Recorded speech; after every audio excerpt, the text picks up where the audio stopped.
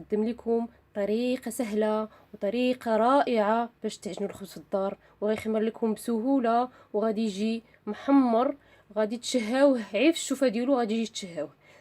بقاو معايا، غادي نقدم لكم المكونات. غادي نحتاجوا لهذا الخبز، غادي نحتاجوا 700 غرام ديال الفورس، يعني الدقيق الابيض. غادي نحتاجوا نص كيلو ديال الدقيق القمح الكامل. الا كنقول القمح الكامل فكنعني انه القمحه مطحونه وكنخليوها هكاك، ما كنغربلوها، ما كنحيدو منها لا نخا لا غليظه ولا رقيقه، كيف ما تطحن كيف ما كناخذوه. غادي نحتاجوا ربعه ديال دقيق الشعير، حتى هو مهم للغايه. الانسان بصراحه في هذا الوقت ولينا ما كناكلوش هادشي كله، هادشي علاش اكثريه الناس عندهم مشاكل ديال المصران الغليظ، وخصنا نرجعوا للعادات القديمه ديالنا باش نستافدوا من هادشي كله. كنحتاجوا الدقيق الصلب الاصفر الفينو، كنحتاجوا منه 500 غرام. كنحتاجوا ملعقه كبيره من السكر، 3 ملاعق صغار من الملح، 2 ملاعق كبار من زريعه الكتان. ما كنحمروهاش، هي هكاك خضره، كنهزوها وكنطحنوها وكنديروها حتى هي في الخبز. كنحتاجوا 2 معالق كبار من الخميره ديال الخبز. كنحتاجوا الماء. كنحتاجوا قرعه ديال الياغورت الطبيعي. انا ديجا وجدت لكم من قبل واحد الفيديو فيه كيفيه صنع الياغورت الطبيعي. هذا الياغورت الطبيعي خالي من المنسمات، من المنكهات، من المواد الحافظه، يعني غادي تحتاجوا ليه في بزاف ديال الحوايج، وخصكم تبدا ديروه ويكون عندكم في الثلاجه على طول باش تبدا تدخلوا في بزاف ديال الوصفات. الو، استعنا بالله على الخير. غادي نبداو. في الاول غادي نهزو الخميره، غادي نضيفوا ليها السكر. علاش كنضيفوا السكر مع الخميره؟ لان السكر والخميره كيتفاعلوا دغيا وكتخلي الخميره تخمر، يعني تتفاعل وتحيا. اما الا درنا لها الملح فهي كتقتلها، يعني الملح والخميره لا يلتقيان. لهذا كنضيفوا السكر هكذا، وكنضيفوا الماء ونخليهم يتفاعلوا لينا شويه. لهذا ملي كتفاعل لينا الخميره كتسرع لينا عمليه التخمر ديال الخبز. كنضيفوا الماء يعني غير باش يعني تذوب ليا الخميره، وكنخليها واحد الفتره ماشي بزاف، ميم با شويه، وغادي تتفاعل ليا.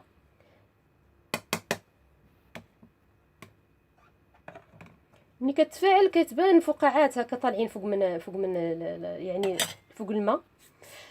من بعد كناخذوا الفرص،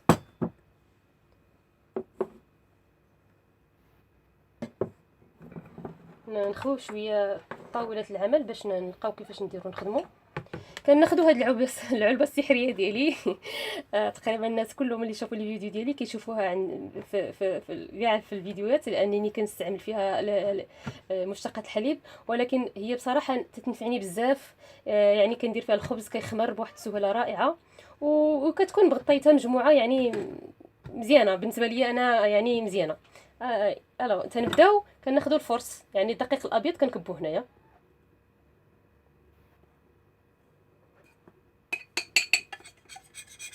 كنتمنى يكون هادشي اللي تنقول لكم واضح، وكان يعني كنوصل لكم المعلومه كيف ما هي باش تستافدوا. انا كنحاول ندير لكم الحوايج اللي يعاونوكم حتى من ناحيه الوقت هو المهم عندنا، لان تقريبا كنا كنخدموا برا والله يحسن العوان. السيده دابا ولات مفروقه ما بين العمل في الخارج وما بين انها تخدم في دارها. لهذا كنحاول، لانني انا من دوك السيدات، كنحاول نلقى يعني الطرق السهله واللي تعاونني في الوقت انني نوصل لها. اذا كما قلت لكم الخميره تفاعلت، يعني هي يعني خمرات، طلعت ليا مزيان، لان هاد الطريقه هذه تعاونني على الخبز باش يخمر ليا بسهوله. غادي نخويها هنايا.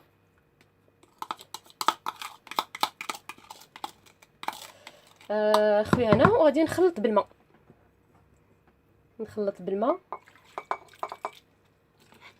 هذاك الدقيق اللي رميت هنايا، غادي نخلط له بالماء باش يولي يعني شويه خفيف، ما يكونش قاصح، يكون يعني خفيف. ملي نشوف العجينه ديالو نلقاها يعني لينه، يعني لينه جدا، ماشي. غادي نضيفوا الماء باش يعجيني يعني وخصكم تعرفوا واحد القضيه، باننا غادي نديروا الماء الدافي، نردوا البال مع الماء. الا كان الماء سخون بزاف يعني غادي تجي الخميره غادي تموت ليا، وما غاديش عمليه ديال التخمير غادي تعطل ليا. لهذا خصنا نفكروا دائما في الماء، يعني الماء درجه الحراره ديالو تكون يعني معتدله، يعني تقريبا درجه الجسم ديالنا، لان الخميره راه هي عضو يعني حي، يعني ملي كتكبي عليها الماء طيب تيموت. اذا كنضيفوا الماء، كنزيدوا الماء، يعني خصكون هاد العجينه لينه جدا، يعني خفيفه، حيت مازال غادي نزيد ليها الدقيق الاخر، القمح الكامل وديال الشعير وديال سميتو، يعني واخا تكون لينه، دوك الدقيق اللي باقيين غادي يجمعوها ليا، معليش. ها هي ولات لينه جدا. صافي، هاد العجينه اللينه غادي نخليها غادي تخمر، عاد نضيف ليها هاد الدقيق الاخر، يعني الدقيق اللي باقي عندي هنايا ديال القمح الكامل، الشعير والصلب. دابا غادي نسد عليها ونخليها على ما يعني تفاعل ليا الخميره مع الدقيق. دابا غادي نحلو على البطا، وغادي نشوفوا بان ديك الخليط ديال الدقيق مع الخميره تفاعل. شوفوا يعني الحجم ديال العجينه تضاعف. دابا غادي نضيفوا المكونات الاخرى، غادي نضيفوا الياغورت. انا كما قلت لكم هذا الياغورت راه تيدخل في بزاف ديال الحوايج، غادي نضيفوه هنايا. هاد القنينات هذا الشيء علاش انا كنحتاجهم، تما كانت عندكم شي قنينه ما ترميوهاش، غادي تحتاجوها في بزاف د الحوايج. سميتها غادي نضيفوا زريعه الكتان كما قلت لكم قبل، ما مقلياش، لان الفوائد ديالها في انها تبقى ما مقلياش. طحناها وغادي نكبوها حتى هي هنايا. غادي نضيفوا القمح الصلب حتى هو. غادي نضيفوا القمح ديال الشعير، لان قمح الشعير عنده واحد الافاده يعني روعه. غادي نضيفوا الدقيق الكامل، انا قلت لكم قبل الدقيق كامل غادي تاخذوه كيف ما هو، ما تغربلوه ما والو، غادي يبقى نخالطو الغليظه ونخالطو الرقيقه، لان حنا بغينا ناخذ ديك النخاله يعني مفيده للجسم.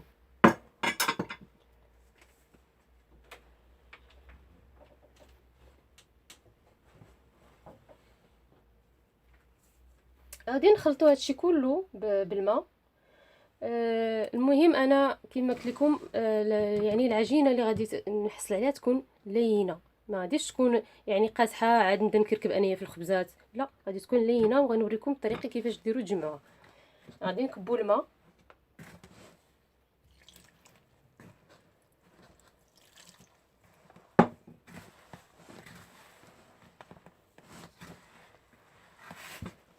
باش نمزجوا ما بين ديك الخميره اللي درنا في الاول. هذاك الدقيق الابيض بحال درناه، بحال قلنا درنا انباز باش تخمر لينا العجينه كلها، درنا دقيق الفرص تفاعل ليا مع الخميره، وهو اللي غادي يخلي يعني الدقيق الاخر يتفاعل ويخمر ليا دغيا.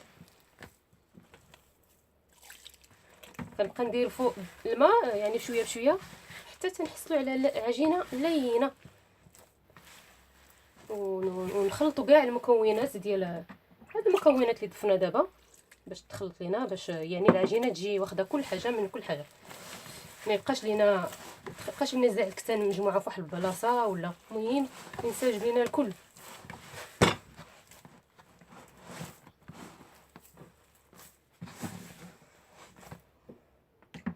كما قلت لكم نضيفوا الماء شويه بشويه.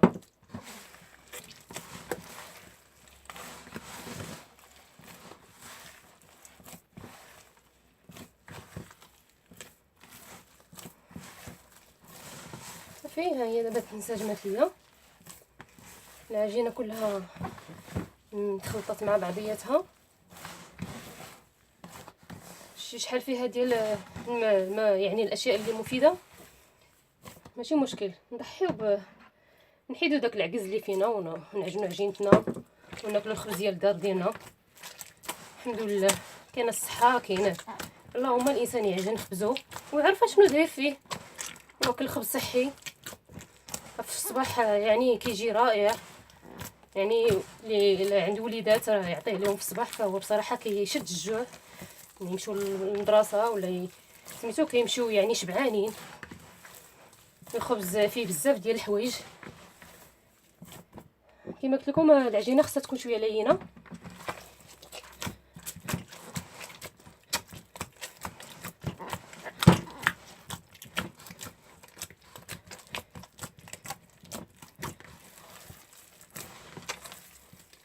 صافي هذه هي العجينه ديالي، يعني خصها تكون خفيفه خفيفه، ماشي اللي شفت لا يعني غادي تبان لك نتيا بالله ولات جاريه، ولكن لا لا، هذاك هو هذاك هي داك السر باش تجي خفيفه وتجي كي بونج. غادي نخليوها تخمر ان شاء الله. من بعد نعاوتاني نضيفوا لها الملح، لان ما لاحظتوش بانني ما رميتش كاع الملحه، خليتها حتى الاخر، لان الملح ما كتخليش الخميره تفاعل وتعطل لينا يعني عمليه التخمير. حنا بغينا العجينه ديالنا تخمر لنا في ساعه، فما نديروش الملحه، نخليوها حتى لاخر المرحله. نكبوا شي شويه الماء من الفوق بحال هكا ونخليه صافي. غادي نغطيها ندير لها الغطايه ديالها ونخليها تخمر ليا. من بعد نضيف لها عاوتاني الملح. الخبز ديالنا صافي خمر، دابا غادي نضيفوا ليه الملحه، لان من قبل ما درناش الملحه. شوفوا كي ضعف يعني كي جا. ضروري العجينه ديالنا خصها تجي بحال هكا، تجي يعني مفخفخه، لان ما غاديش ندلكوها ما والو. هذه هي الحاجه اللي كتخليها تجي يجي الخبز ديالها مزيان. غادي نضيفوا ليها الملحه. دابا ماشي مشكل لا ضفنا الملحه، لان العجينه ديالنا صافي راه خمرات. انا كندير الملحه في الماء باش تذوب ليا مزيان، باش تمشي ليا في وسط من يعني العجينه كلها، وفي نفس الوقت كيكون فيها شي حبيبات ديال الرمله كتبقى في القعر ديال داك الزلفه اللي فاش خلطها. صافي هنا درت ليها الملحه هكا، نخلطها شي شويه عاوتاني باش تنسجم ليا العجينه كلها.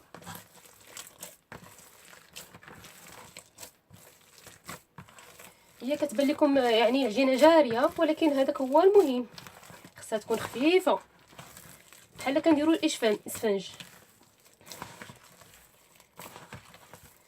لان العجينه ديالنا عطيناها 2 مرات ديال الخميره، خمرات في الاول مع الفورس بوحدو، وثانيا خمرات هكا مع يعني مجموعه ديال الدقيق اللي درنا، يعني 2 مرات. انا درت الملحه صافي، دابا خلطتها مزيان هي انسجمت ليا. الطريقه اللي غادي ندير دابا هي انني غادي نديرها في القصديرات ديال الخبز. كيفاش غادي ندير ليهم؟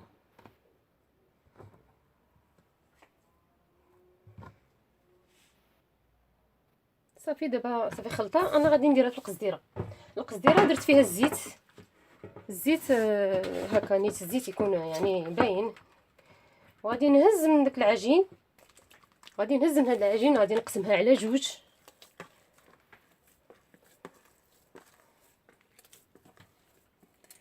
لان العجينه عندي كثيره، غادي نديرها ب2 ديال البلايص.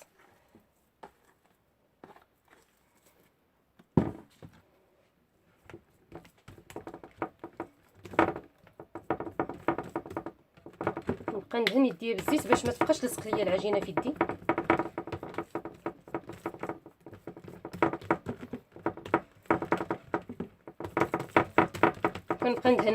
كنبقى ندهنها بالزيت من الفوق باش يعني حتى العجينه من الفوق تكون عامره بالزيت.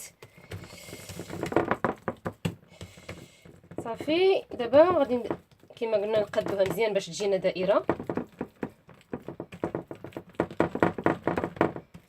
كنقادوها مزيان، وفي نفس الوقت كما قلت لكم كندهنوا من الفوق، كندهنوها بالزيت من الفوق، لان انا القزديره راه دهنتها بالزيت، يعني عطيتها واحد الكميه ديال الزيت باش ما تلصقلياش العجينه ديالي في الطاوه. صافي هذه هي الطريقه اللي قلت، وما تبقى غادي نديروه ثاني في قزديره اخرى. وهاد العجينه هذه غادي نديروها في الفرن. غادي نشعلوا الفرن يدفى شي شويه، يعني تبدا الحراره ديال الفرن تتحرك، يعني ما تبقاش عاديه. ونطفيو الفران، نطفيو الفران ونخليو وندخلوا هاد القزديره فيه، نغطيوها بواحد واحد الورقه ديال البلاستيك كما قلت لكم ديال لا كونجيلاتور، تقطعوا على جوج وتحطوها هكا من فوق منه وتخليوها هيك. داك الجو ديال الفرن اللي كان دافي كيفعل الخميره باش تخمر ليا العجينه وباش نطيبوها. دابا غادي نخليوها حتى تخمر باش ندخلوها الفرن. الخبز ديالنا خمر، ها هو كيف ولا. قبل ما ندخلوه الفران غادي ندهنوه بالماء، غادي نديروا ليه بحال هكا بالماء. الا كانت عندك ديك الرشاشه عمرها بالماء وترشي مزيانه، ديك زعما مزيانه. ما عندكش غادي ديري غير بحال هكا كي كندير انايا بالشتاء، وتفزقيه بالماء من الفوق. منين تفزقيه بالماء غادي تشعلي الفران تيسخن مزيان، يعني يسخن، ما ترميش الخبز وهو باقي الفران ما سخونش. صافي فزقناه. قبل ما نرميو الخبزه في الفران غادي نهزو واحد المول كنديروا فيه كيكات ولا، غادي نعمروه بالماء بحال هكا وغادي نخشوه في الفران. علاش كنخشوه في الفران؟ باش يعطينا البخار في وسط الفران، والخبز ديالنا هو كيطيب والرطوبه كاينه في الفران، باش يجيني الخبز والقشره ديالته الفوقانيه، ديك الجلده الفوقانيه ديالو تجيني رطبه. منين كيبرد الخبز ديالي، ملي كنحيدو من الفران كيبرد كتقيسيه بحال هكا كيجي رطب. هذا هو السر ديال الخبز باش يجي رطب. المهم دابا غادي نديرو في الفران تيطيب، ومن بعد ملي يطيب غادي نوريكم كي جا. صافي انا طيبت الخبز وانا خرجته، شفتو كي جا الخبزه جات محمره مزيان. كتطيبيها في الفران، يعني الا كان عندك الفران اللي كيطيب كيشعل من الفوق لتحت، كتشعليه من التحت حتى تطيب الخبزه من التحت مزيان وتتنفخ، عاد تشعلي لها الفوق باش تحمر. كان عندك الفران اللي فيه لا فونتيلاتور، يعني الففاره اللي كتكون فيه كدير يعني الحراره كدور في وسط من الفران، يعني كيشعل وكيطيبوا من التحت وكيطيبوا من الفوق في نفس الوقت.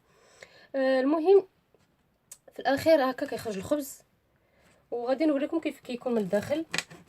الخبزه كي تجي من الداخل كما قلت لكم قبيله.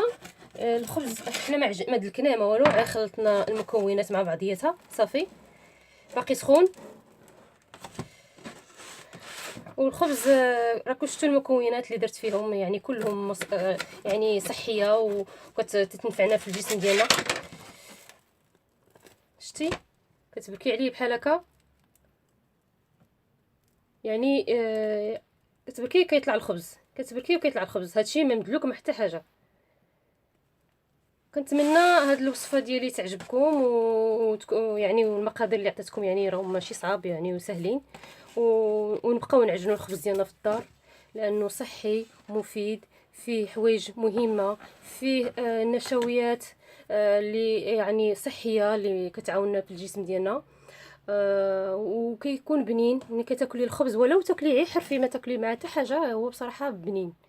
المهم كنطلب من البنات اللي مازال يلاه كيدخلوا للمطبخ يحاولوا يتعلموا الخبز يعجنوه، لان اول حاجه تنبداو بها هي العجينه الخبز.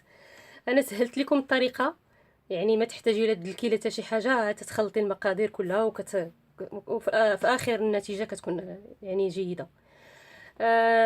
كنتمنى هذا الفيديو ينفعكم ويعني تستافدوا منه، وما تنساوش تشاركوا معايا باش دائما يوصلكم الجديد ديالي، وتبارطاجيو هذا الفيديو ديالي مع الناس ديالكم، مع الحباب ديالكم، وميعادنا ان شاء الله في الفيديو الاخر. مع السلامه.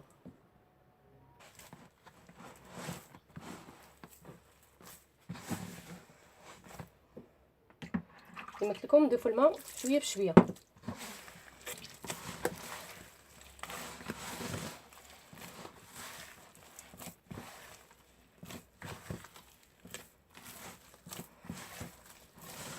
صافي ها هي دابا تنسجمات ليا، العجينه كلها تخلطت مع بعضياتها. شحال فيها ديال الماء، يعني الاشياء اللي مفيده ماشي مشكل. نحيدو داك العكز اللي فينا ونعجنوا عجينتنا وناكلوا الخبز ديال الدار ديالنا. الحمد لله كاينه الصحه، كاينه اللهم الانسان يعجن خبزو ويعرف شنو داير فيه، واكل خبز صحي في الصباح يعني كيجي رائع. يعني اللي عنده وليدات راه يعطيه لهم في الصباح، فهو بصراحه كيشد الجوع يمشيو للمدرسه ولا سميتو كيمشيو يعني شبعانين. الخبز فيه بزاف ديال الحوايج. كما قلت لكم العجينه خصها تكون شويه لينه.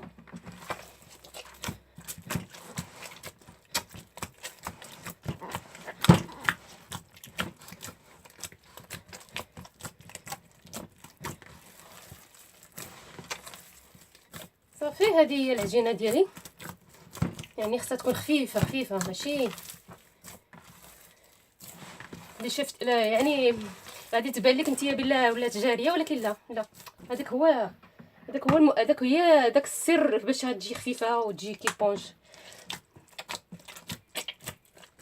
غادي نخليوها تخمر ان شاء الله، من بعد عاوتاني نضيفوا لها الملح، لان ما لاحظتوش بانني ما رميتش كاع الملحه، خليتها حتى الاخر، لان الملح ما كتخليش الخميره تفاعل وتعطل لينا يعني عمليه التخمير.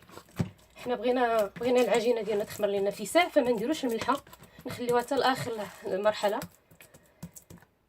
نكبوا حتى شويه الماء من الفوق بحال هكا ونخليه صافي. غادي نغطيها ندير لها الغطايه ديالها ونخليها تخمر ليا، من بعد نضيف لها عاوتاني الملح.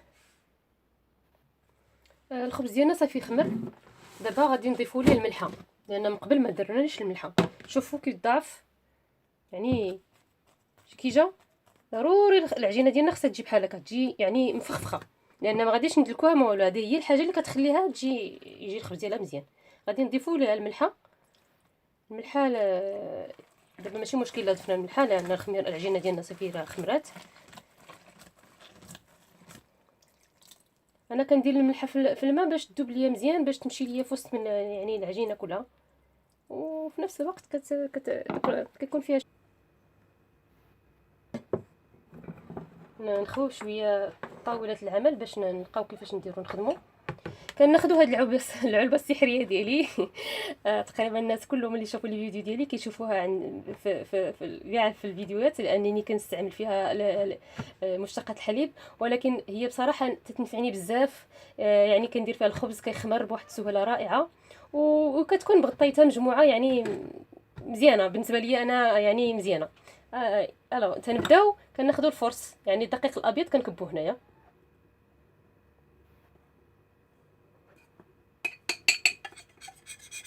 كنتمنى يكون هادشي اللي تنقول لكم واضح، وكان يعني كنوصل لكم المعلومه كيف ما هي باش تستافدوا.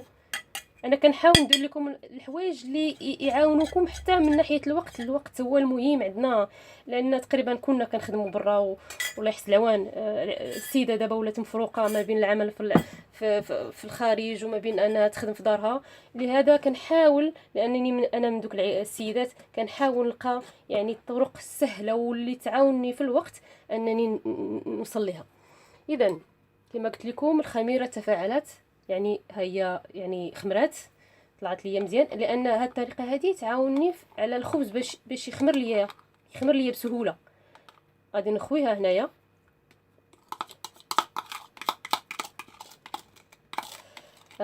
خويها هنا، وغادي نخلط بالماء.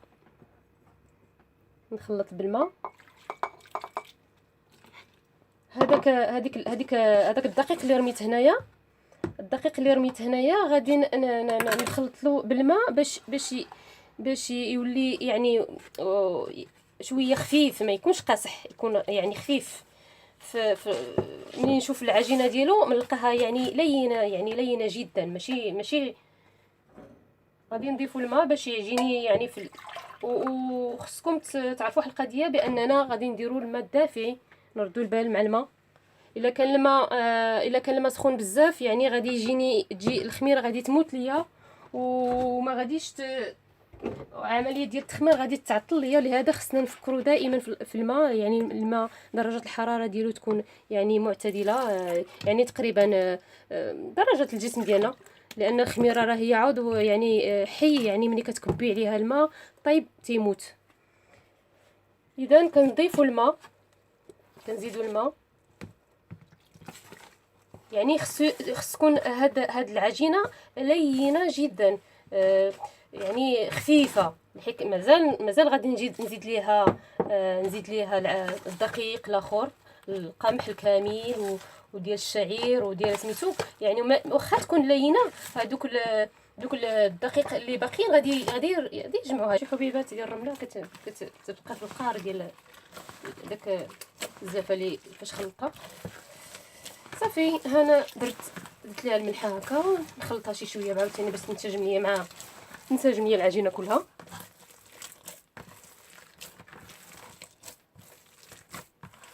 هي كتبان لكم يعني عجينه جاريه، ولكن هذاك هو المهم، خصها تكون خفيفه بحال كنديروا الاسفنج، لان العجينه ديالنا عطيناها 2 مرات ديال الخميره. خمرات في الاول مع الفورس بوحدو، وثانيا خمرات هكا مع يعني مجموعه ديال الدقيق اللي درنا، يعني 2 مرات. انا درت ملحه صافي، دابا خلطتها مزيان هي انسجمت ليا. الطريقه اللي غادي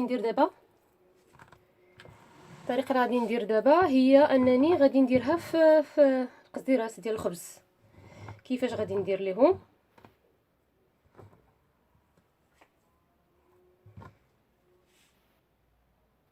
صافي دابا صافي خلطه، انا غادي نديرها في القصديره درت فيها الزيت هكا نيت الزيت يكون يعني باين. وغادي نهز من داك العجين، غادي نهز من هاد العجين، غادي نقسمها على 2.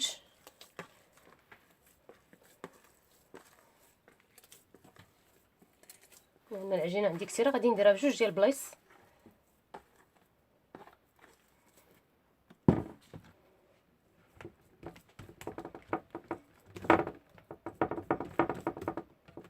نبقى ندهن يديا بالزيت باش ما تبقاش لصق ليا العجينه في يدي.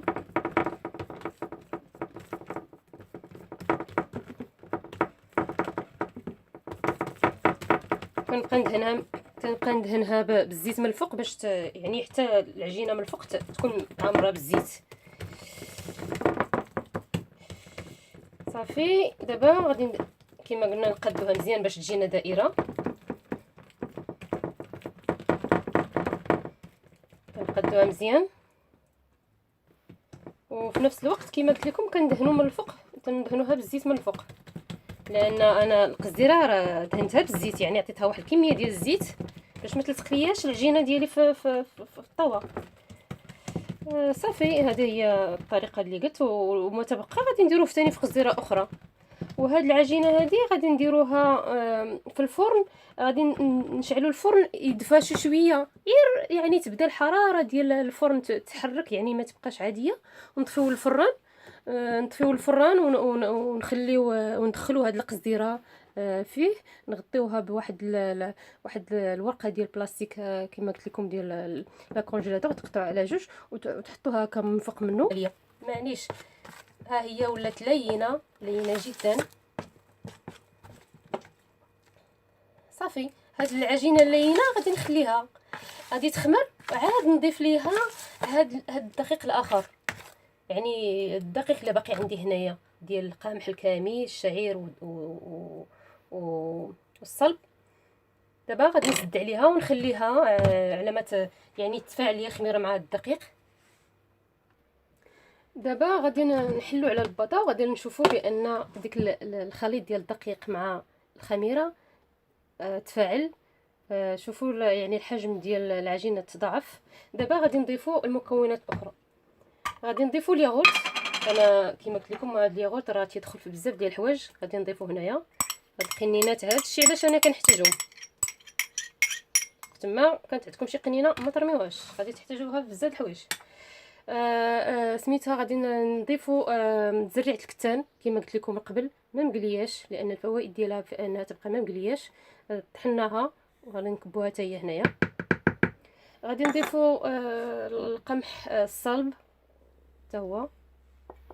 غادي نضيفوا القمح ديال الشعير، لان قمح الشعير عنده واحد الافاده يعني روعه. غادي نضيفوا الدقيق الكامل، انا قلت لكم قبل الدقيق كامل غادي تاخذوه كيف ما هو، ما تغربلوه ما والو، غادي يبقى نخالته الغليظه ونخالته رقيقه، لان حنا بغينا ناخذوا ديك النخاله يعني مفيده للجسم.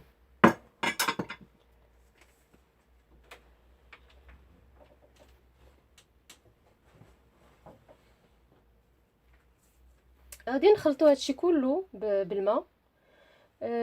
المهم انا كما قلت لكم يعني العجينه اللي غادي نحصل عليها تكون لينه، ما غاديش تكون يعني قاصحه عاد نبدا نكركب انايا في الخبزات، لا غادي تكون لينه، وغنوريكم الطريقه كيفاش ديروا تجمعوها. غادي نكبوا الماء،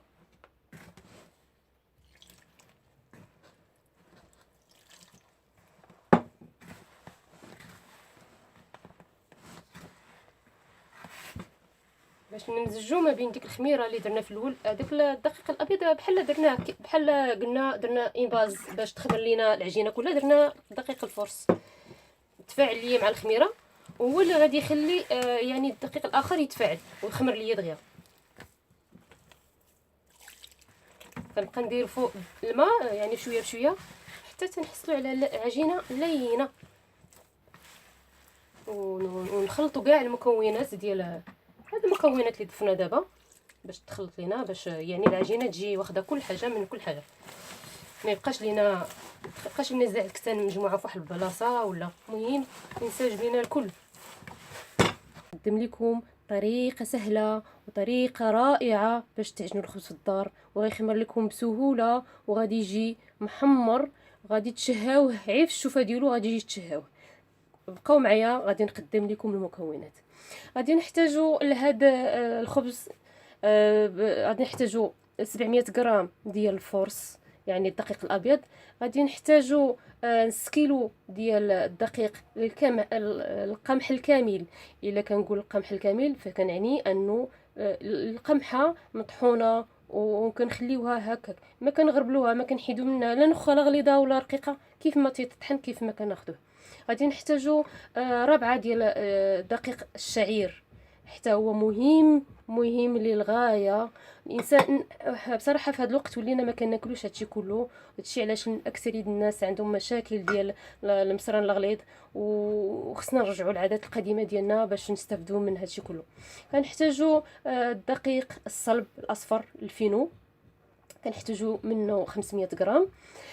كنحتاجوا ملعقه كبيره من السكر، 3 ملاعق صغار من الملح، 2 ملاعق كبار من زريعه الكتان. ما كنحمروهاش، هي هكاك خضره كنهزوها وكنطحنوها وكنديروها حتى في الخبز. كنحتاجوا 2 معالق كبار من الخميره ديال الخبز. كنحتاجوا الماء. كنحتاجوا قرعه ديال الياغورت الطبيعي. انا ديجا وجدت لكم من قبل واحد الفيديو فيه كيفيه صنع الياغورت الطبيعي.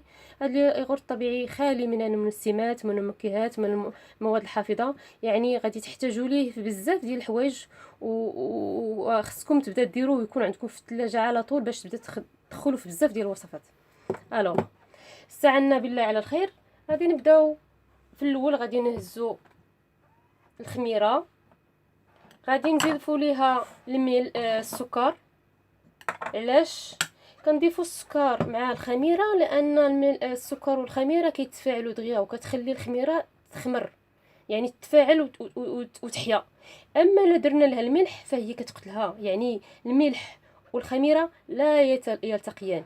لهذا كنضيفوا السكر هكذا، وكنضيفوا الماء ونخليهم يتفاعلوا لينا شويه. لهذا ملي كتفاعل لينا الخميره كتسرع لينا عمليه التخمر ديال الخبز.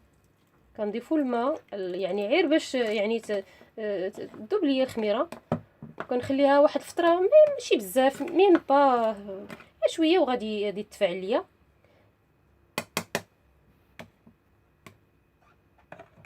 ملي كتفاعل كتبان فقاعات هكا طالعين فوق من يعني فوق الماء. من بعد كناخذوا الفرص